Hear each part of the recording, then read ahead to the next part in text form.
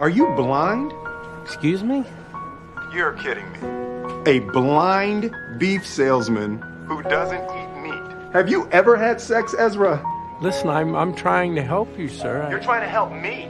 The blind beef salesman is trying to help me. No one could believe it. This rude, arrogant man was actually trying to help the blind customer service agent. He wanted to donate his corneas to him, and not just his corneas. He planned to donate his heart, liver, spleen, lungs, and kidneys too. But before doing that, he needed to make sure the person receiving them was truly kind at heart. This man used to be a high-level executive at an airline. He had a wealthy, happy life, until one day, driving home from work, he glanced at his phone and caused a devastating crash. 6 people on the bus died instantly, along with his own wife. He was the only survivor, though the court found him not guilty. He could never forgive himself. He lived every day buried in guilt. So, to atone for what he had done, he decided to help 7 good people by donating his organs. But one phone call wasn't enough to ease his doubts. He went to follow the blind man in person, and what he saw moved him deeply. Despite his disability and struggles, the blind man loved life. He even performed free piano concerts in the square for strangers. The man followed him to a restaurant, where he quietly observed him again. When a waitress walked by, the blind man stiffened slightly, tried to spark a conversation, but the waitress didn't notice. The man saw right through it and leaned in. You gonna ask her out?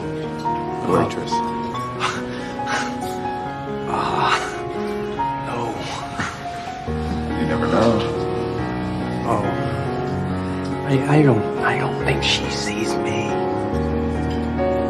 Hearing that shy response, the man had his answer. He decided to donate his corneas, so the blind man could chase after happiness. His next recipient was Helen, a woman who had suffered years of domestic abuse. When they first met, she thought he was a scammer and slammed the door in his face. He left her his card, told her to call if she ever needed help. A few days later, the phone rang. She had been beaten again. You say you're gonna help us. Can you really help us? The man encouraged her to be brave, to fight for her child, and start a new life. He handed her a document, following the address on the paper. Helen arrived at a beachfront villa. She was stunned. She had never seen a house so big in her life. The man gave her the deed. When you sign your name on the dotted line of the contract, you'll own my house outright. I only ask that you never mention how you got the house or try to contact me for any reason. Helen finally stepped into a new life, and the man moved on to find the next person he could save.